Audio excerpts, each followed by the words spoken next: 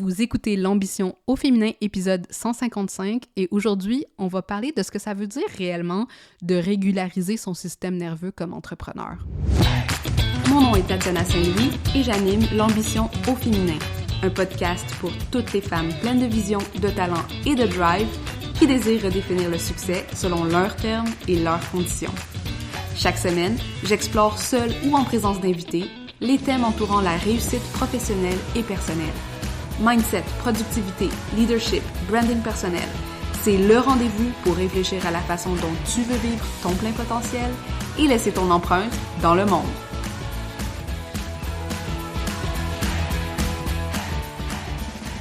Salut les ambitieuses, comment vous allez aujourd'hui?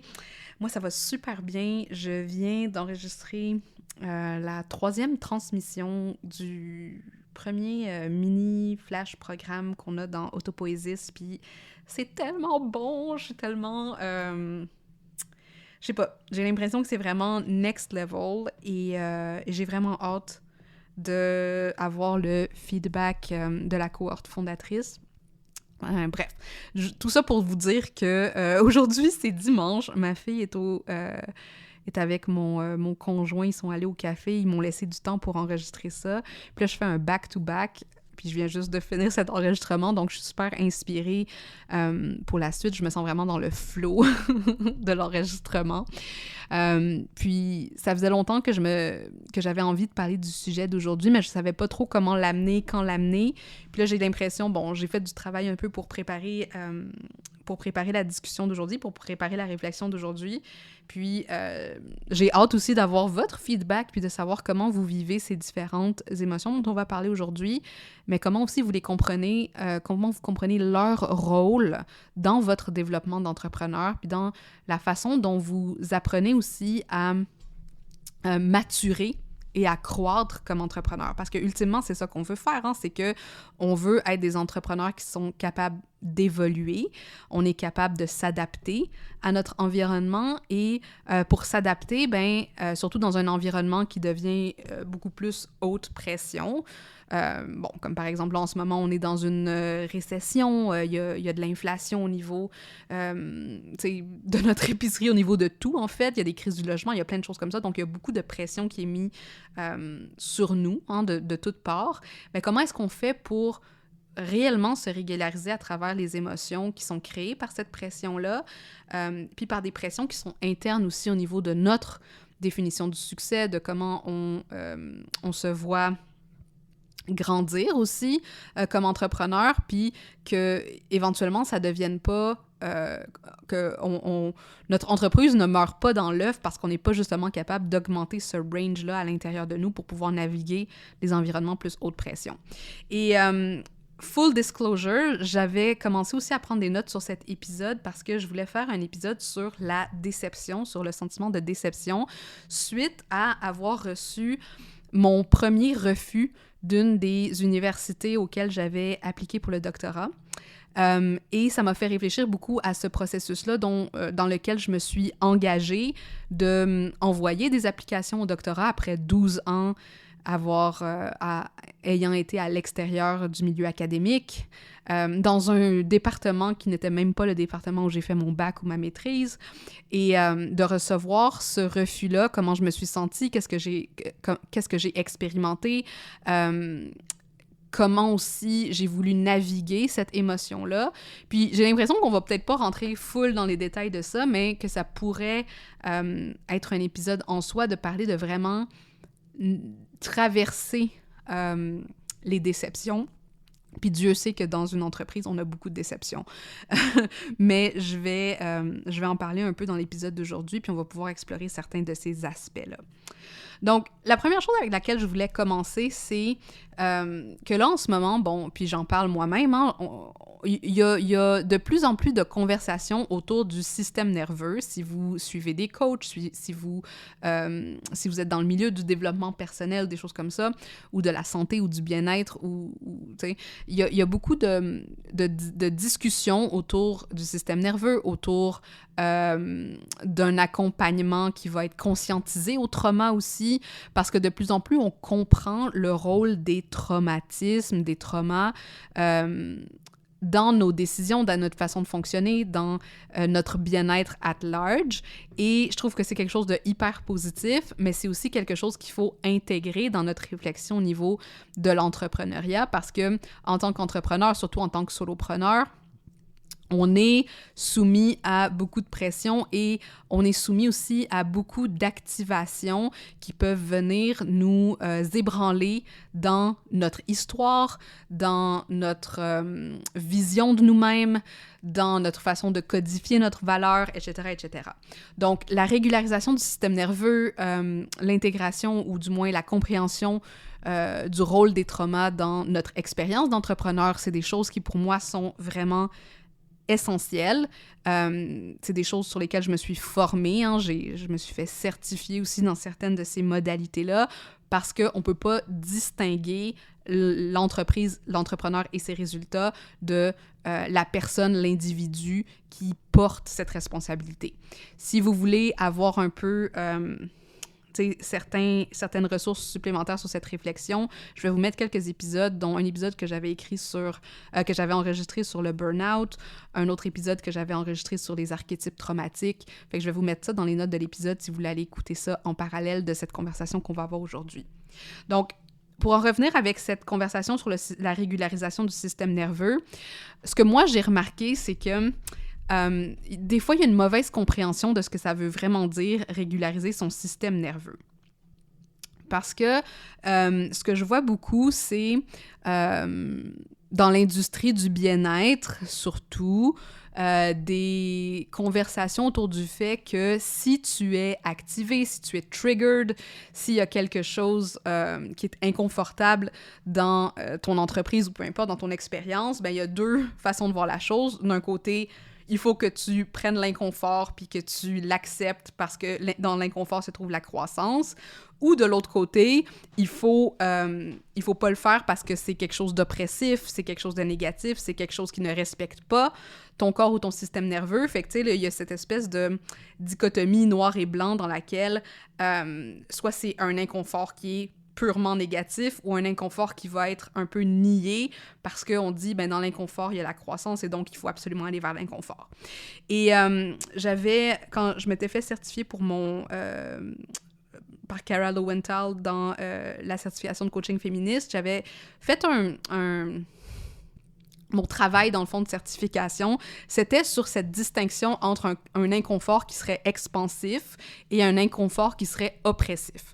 Je vais vous mettre aussi le lien vers ça, c'est sur YouTube, j'avais fait une vidéo, c'est en anglais par contre, mais c'est quand même assez facile à suivre et il y a un workbook, il y a un cahier qui vient avec ça pour vraiment réfléchir à ça. Fait que, encore une fois, un petit aparté si vous voulez aller regarder ça en parallèle de cet épisode, mais moi, c'est vraiment quelque chose que j'ai observé, puis avec lequel j'avais beaucoup de la difficulté parce qu'il y a certains inconforts qui sont pas bons pour nous parce qu'on le fait, parce qu'il y a certaines injonctions dans la société, tu sais, comme par exemple, tu sais, si on me disait, ben, il faut souffrir pour être belle, c'est un inconfort, bien souvent, qui va être basé dans un système oppressif. D'un autre côté, si je veux faire un marathon puis je suis inconfortable pendant que je cours, ben c'est pas nécessairement un inconfort qui est oppressif, à moins que je le fasse parce qu'il faut que je prouve à mon père qui m'a dit que j'ai jamais été bonne à rien, nanana. Bref, ok, vous comprenez, vous comprenez l'histoire, mais c'est beaucoup plus nuancé qu'on voudrait le croire. Et dans la régularisation du système nerveux, il y a beaucoup plus de nuances aussi que ça. Parce que la chose que j'ai remarqué aussi, c'est que parce qu'on n'est pas entraîné ou on nous a pas montré ou c'est pas très valorisé d'apprendre à gérer différents types d'émotions puis d'apprendre à reconnaître quand on rentre en réaction traumatique, ben souvent on va juste s'entraîner à ignorer certaines sensations et réactions traumatiques et donc à constamment les revivre, mais dans la négation, ce qui va générer souvent de la honte à l'intérieur de nous, ou on va tellement se laisser envahir par ces émotions-là qu'on va les démoniser, on va avoir une expérience complètement négative et on ne sera pas capable de les outrepasser, de les transformer en un terreau fertile pour la croissance. Parce que justement, on n'a pas appris à process certaines émotions et donc on les combat ou on essaye de les rejeter de notre système. Puis c'est le cas de ces émotions négatives, puis là je mets négatives entre guillemets naturellement, dont on va parler et qui sont bien souvent trop mises dans le panier de preuves qu'on est en train de faire quelque chose d'oppressif dans notre business. Fait que tu sais, il faut nuancer ici ce discours autour de qu'est-ce qui est oppressif, qu'est-ce qui a besoin d'être régularisé, qu'est-ce qui est du self-care, qu'est-ce qui est de l'inconfort expansif, qu'est-ce qui est... Bref, toutes ces choses-là qui sont jamais noir ou blanc, mais qui doivent vraiment être contextualisées et comprises dans leur rôle qu'ils ont dans notre expérience émotionnelle d'être entrepreneur. L'autre chose aussi que je vois, c'est qu'on a une image qu'un système nerveux régularisé, c'est un système, c'est une réalité dans laquelle il y a un minimum de perturbation. Donc, ce qui arrive, c'est qu'on va chercher à changer la réalité pour éliminer les stress potentiels. Puis là, je vous donne des exemples. Par exemple, notre quête de revenus, on veut le 30 000, le 50 000, le 100 000 par mois, peu importe, parce que justement, on ne veut pas avoir à vivre avec la peur de manquer d'argent. Et donc, cet objectif de revenus devient une genre d'excuse pour nous de dire, ben une fois que j'aurai 50 000 par mois ou 60 000 par mois, peu importe, ben là, mon système nerveux pourra être régularisé.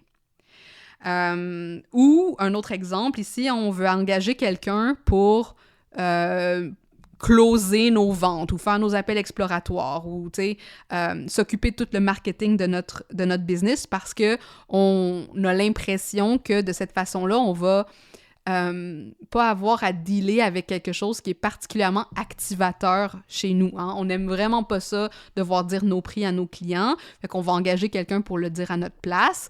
Ben ça, c'est pas un système nerveux. C'est pas régulariser son système nerveux. Puis là, on va dire, OK, ben j'engage quelqu'un pour régulariser mon système nerveux. Mais non, parce que tout ce qu'on fait, c'est éviter le problème en le mettant sur quelqu'un d'autre, mais notre système nerveux est toujours aussi réactif à ce type de réaction-là, à ce type d'événement-là. Et donc, on est en train de faire quelque chose qui, ultimement, nous permet pas, de croître parce que ça nous permet pas de trouver la façon de régulariser notre système nerveux. Donc, c'est important ici de distinguer qu'est-ce que ça veut dire exactement un système nerveux régularisé en entrepreneuriat et de réaliser que la perturbation, la pression sur une entreprise, ces choses qui ont l'air oppressives, entre guillemets, ne le sont pas nécessairement. C'est juste un état des choses dans un état, dans des circonstances un peu plus chaotique ou dans des circonstances où une récession crée plus de pression sur l'économie, oui, c'est de l'oppression dans un certain sens, c'est de la pression, mais cette pression-là, OK, on devrait être en mesure de la régulariser parce qu'on peut pas juste arrêter la récession. On peut pas juste décider qu'on va juste arrêter de penser qu'on est en récession. T'sais, comment est-ce qu'on fait pour regarder les faits, pour vivre dans cette réalité-là, sans constamment être en réaction traumatique? Puis c'est ça, selon moi, régulariser son système nerveux autour de la pression entrepreneuriale. Donc, ce qui arrive aussi, c'est qu'à la place de régulariser, on va essayer de créer un cocon d'ultra-confort qui va nous protéger des mauvais jours, qui va nous protéger des problèmes, des mauvaises émotions. Puis là, j'en reviens avec cette idée de, si je faisais 100 000 par mois, je n'aurais plus de problème. j'aurais plus la peur de manquer d'argent. Ce qui est, encore une fois, on peut douter de ça, mais c'est un peu l'idée dans laquelle on s'en va avec cette notion de dire, là, en ce moment, je suis beaucoup trop activée parce que je fais pas assez d'argent. Quand je ferai suffisamment d'argent, mon système va être régularisé. On voit le problème à l'envers. Il faut régulariser notre système nerveux pour être capable ensuite d'aller un peu plus, de pouvoir croître nos revenus puis des choses comme ça, parce que justement, cette régularisation va nous permettre de croître et de prendre les bonnes décisions stratégiques pour ensuite créer cet influx financier dont on cherche. Donc, quand on cherche à créer un environnement protégé et aseptisé, on essaye aussi de s'éviter les pincements et les pensées négatives qui vont venir avec notre existence humaine. Puis je sais que la majorité des gens vont dire « Mais non, mais je crois pas au bonheur à tout prix. » Puis tu sais, genre, je sais qu'il y a des émotions positives et négatives, mais je vous encouragerais à réfléchir « OK, ben si tu le sais et si tu le sens, comment est-ce que tu réagis quand ces émotions négatives arrivent? » Comment est-ce que tu démonises parfois peut-être une émotion négative où tu ne t'autorises pas de la vivre, où tu essayes de la passer le plus rapidement possible parce que c'est inconfortable? Parce que si on est d'accord que on peut pas éliminer le négatif de notre vie, ben là, c'est vraiment le moment de se poser la question, OK, mais qu'est-ce qui arrive quand je suis dans cette phase de contraction-là? Qu'est-ce qui arrive quand je suis dans une phase d'inconfort? Qu'est-ce qui arrive quand je vis des douleurs psychologiques, émotionnelles, émotives ou peu importe, et quel genre de décision je prends, comment est-ce que je me régularise, comment je prends soin de moi à travers ça. Puis est-ce que prendre soin de moi, ça veut dire justement comme tout arrêter, ou est-ce que je suis capable de régulariser ce moment-là parce que je suis capable aussi de distinguer, mettons, entre quelque chose qui est très, très fort et très perturbateur et quelque chose qui est une faible perturbation. Puis qu'est-ce que je fais avec la faible perturbation? Est-ce que je fais un big deal de chaque perturbation que je vis dans mon business? Ça, c'est des choses à se poser comme question, parce que souvent, c'est ça, je vais entendre dire « Ah non, mais je sais genre que ça va pas toujours être tout rose. » Ouais, mais est-ce que tu le sais vraiment, tu sais? Est-ce que tu le sais? Est-ce que tu sais vraiment ce que ça veut dire? À réfléchir. Parce que, mais tu sais, ma façon de le voir, c'est que régulariser son système nerveux, c'est d'apprendre à ressentir l'émotion et pas entrer en réaction traumatique. Ou, si on entre en réaction traumatique, de retrouver un état de sécurité interne qui va nous permettre de traverser le moment.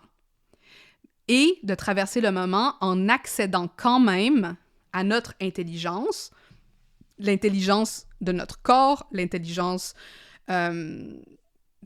l'intelligence, c'est pas juste de savoir compter puis lire Tolstoï. C'est vraiment genre, est-ce que notre corps a une intelligence? Quand il est rentré dans cette réaction-là, est-ce que je peux accéder à l'intelligence de mon corps et comprendre comment travailler avec ça? Cette habileté-là à retrouver cet état de sécurité interne, c'est la source de notre capacité à croître. C'est ça qui va nous permettre de maturer comme entrepreneur, maturer aussi, puis pas juste comme entrepreneur, on s'entend, hein, je veux dire, ça nous permet aussi de maturer émotionnellement, psychologiquement, et pas constamment être dans un état de réactivité parce qu'un trauma, à quelque part, c'est une répétition. Et quand on répète constamment la même chose, on consolide cette réaction-là à l'intérieur de nous. Donc, maturer émotionnellement, c'est d'être capable de dire, OK, réaction traumatique qui se passe, qu'est-ce que je veux faire avec ça? Où est l'intelligence de mon corps? Comment je sors du cycle de répétition pour pouvoir créer des résultats différents? Et c'est là que cette régularisation du système nerveux nous permet de passer à une autre étape. Nous permet de prendre des décisions qui sont différentes pour sortir de la réactivité traumatique. Parce que, ultimement, la croissance vient avec une pression. C'est impossible de croître sans qu'il y ait une pression qui est mise sur nos systèmes, sans qu'il y ait une pression qui soit mise sur nos entreprises, sur notre psyché, sur nos émotions, sur notre corps. Et c'est de voir comment est-ce qu'on va mitiger, gérer cette pression-là, où on va mettre nos limites, mais où aussi on va étendre notre safe space pour être capable d'aller un petit peu plus loin, puis un petit peu plus loin, et éventuellement croître, être en expansion. Donc, faire la différence entre un danger réel et une réaction traumatique, hein, c'est une des étapes, c'est une des choses qu'il faut maîtriser pour pouvoir régulariser son système nerveux. Mais souvent, quand on est en réaction traumatique, le bruit qu'on entend dans notre tête ou l'intensité des émotions nous empêche de faire cette différence-là, parce qu'on est justement en réaction instinctive. Donc, il y a beaucoup de travail qu'on peut faire au niveau genre du coaching, au niveau vraiment de la conscientisation, au niveau du travail avec l'inconscient aussi, pour pouvoir se préparer à d'éventuelles réactions traumatiques, ou du moins les reprogrammer même si elles se sont passées dans le passé, hein, parce qu'on est capable d'imaginer dans notre tête si ça se passe encore, qu'est-ce que ça va générer comme sensation à l'intérieur de moi. Donc, faire la différence entre danger réel et réaction traumatique, c'est hyper important parce que ça nous permet de gérer le risque de l'entrepreneuriat. Puis gérer le risque, ça peut avoir plusieurs formes, hein. Gérer le risque, c'est d'être capable de dire, est-ce que je suis en train de surréagir à un risque qui est minime, ou est-ce que je suis en train de pas voir un risque parce que je veux pas me sentir de telle façon en prenant compte de ce risque. Donc, quand on agit constamment en réaction traumatique, on va prendre des décisions traumatiques, puis on va toujours avoir l'impression que on est à la merci de l'environnement, on est à la merci des circonstances, puis qu'on n'est jamais vraiment en train d'avancer ou d'évoluer parce que on peut pas prendre des décisions stratégiques conscientes. Puis, tu sais, je veux prendre un exemple, puis j'espère qu'il va pas mal sortir, mais tu sais, des fois, j'entends des entrepreneurs dire que elles doivent choisir entre payer leur loyer ou payer leur épicerie, puis investir dans, je sais pas moi, un cours de marketing ou peu importe. Et pour moi, ben ça, c'est intéressant dans le sens de dire comme, OK, il y a plusieurs façons. Moi, je connais pas ce qu'il y a dans ton compte en banque puis ce qu'il y a dans ton frigo, naturellement. Puis mon but ici, c'est pas de dire il faut genre que tu te mettes sur les cartes de crédit puis blablabla puis genre prendre des gros risques de cette façon-là. Mais la façon dont c'est dit, tu sais, souvent, c'est vraiment de se demander, est-ce que c'est vrai qu'en ce moment, je dois choisir entre payer mon épicerie puis faire une formation Instagram? Tu sais, ou est-ce que c'est la façon dont mon cerveau l'a codifié pour, tu sais, me dire que il y a un danger plus grand que ce que c'est.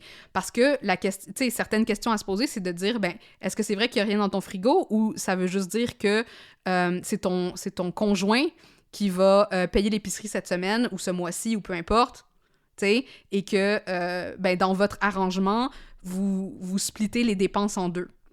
Okay? Je donne juste un exemple ici pour dire comme, OK, mais quand on commence à vraiment gérer le risque, on se dit, est-ce que c'est vrai que je mange pas? Ou est-ce que, tu sais, là, en ce moment, je vais demander du support ou du soutien de la part de mon partenaire de vie? Exemple. Tu sais, est-ce que c'est vrai que j'ai besoin de cette formation marketing? Tu sais, probablement pas.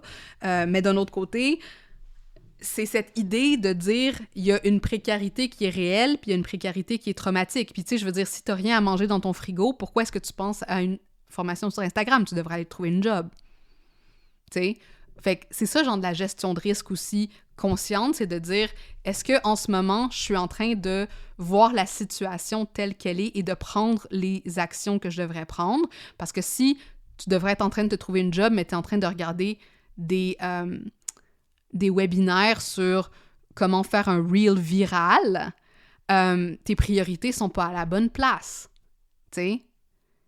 Mais si, tu sais, tu te dis que t'as pas, je sais pas combien d'argent pour mettre dans ton truc de reel viral parce que t'as pas à manger, ben là, c'est vraiment de se questionner, est-ce vrai ou est-ce la façon dont ton cerveau t'a offert le danger ou la réaction traumatique pour te faire réagir d'une certaine façon et donc prendre une décision qui n'est pas nécessairement ancrée dans la réalité. Donc, être capable d'agir dans le présent sans se laisser influencer par la réaction traumatique, c'est ça, se créer un safe space. Parce que là, si on reprend cet exemple-là, si on dit, OK, ben, c'est pas que j'ai pas à manger, hein, c'est pas que je suis dans la précarité puis que on va me mettre dehors de mon appartement. C'est juste que là, en ce moment, je peux pas payer la moitié de mon épicerie avec mon conjoint. Donc là, je suis vraiment dans le moment présent. Et là, on peut créer un safe space pour se dire, OK, est-ce que il va arriver quelque chose si je paye pas l'épicerie à mon conjoint? Si oui, on prend une décision par rapport à ça. Si ça nous met en danger de faire ça, on prend une décision par rapport à ça. Mais ultimement, le safe space, il est à l'intérieur de nous parce que c'est nous qui savons faire, OK, ben, mon safe space, pour moi, ça serait de me dire, je sais que d'ici un mois, je suis capable de me trouver un client puis que ça va me permettre de payer cette épicerie-là. Exemple, OK? Puis, tu sais, je sais, genre, que ça peut être activateur comme exemple parce que là, on parle vraiment de précarité. Mais je pense que c'est hyper important de réfléchir à qu'est-ce que ça veut dire la précarité, puis de savoir elle est où notre limite, notre seuil minimal de sécurité. En dessous de ce seuil-là, je suis en précarité. Au-dessus de ce seuil-là, je suis juste une entrepreneur qui prend des risques. OK? Qui prend des risques, réfléchis, mitigés, dans lequel j'ai un agency, dans lequel je peux agir. Je peux me trouver une job, je peux prendre genre, tu sais, en tout cas, il y a des personnes qui sont plus à l'aise à prendre des prêts que d'autres, c'est correct, c'est pas une question de savoir un prêt c'est-tu bon, un prêt c'est pas bon, c'est pas ça la question. La question c'est de savoir comment est-ce que je mitige mon risque, où sont les dangers réels et comment j'évite de tomber dans une situation où je suis dans un danger réel et là, vraiment, je dois agir de façon très instinctive, ou est-ce que je suis juste dans une contraction où il y a beaucoup plus de pression et là, je dois agir de façon stratégique. Parce que le safe space, il est à l'intérieur de nous. Le safe space, c'est pas le nombre d'argent qu'il y a dans notre compte en banque, c'est pas le nombre de clients qu'on a. Toutes ces choses-là peuvent disparaître du jour au lendemain. Toutes ces choses-là peuvent nous être retirées ou on peut en avoir plus un mois puis en avoir moins l'autre mois. Parce que le safe space est à l'intérieur de nous, parce que le safe space détermine les limites à travers lesquelles on va opérer comme entrepreneur. Alright. C'était déjà hyper long. Donc, on va finir cet épisode ici et je vais vous inviter à écouter l'épisode de la semaine prochaine où je vais vous parler des 4 émotions ou sensations négatives que je vois beaucoup d'entrepreneurs essayer d'éviter et ça se met dans le chemin de leur croissance. Donc, je vous mets quelques ressources ici aussi si vous voulez approfondir la réflexion d'ici à notre prochain épisode dans les show notes et on va poursuivre cette discussion dans un autre épisode. À bientôt. Hey! T'es encore là? Ça veut dire que l'épisode t'a plu. C'est vraiment cool, ça. Est-ce que je peux te demander quelque chose maintenant? Aide d'autres femmes comme toi à découvrir le podcast en déposant des étoiles d'appréciation pour l'ambition au féminin. Sur Apple Podcast, c'est facile, défile tout en bas de la page de l'émission où tu vois les avis et tape sur le 5 étoiles pour faire exploser mon cœur de joie. Sur Spotify, c'est encore plus simple. Navigue sur la page du balado et tape l'icône en étoile en bas de la description. Merci d'avance, je t'apprécie beaucoup.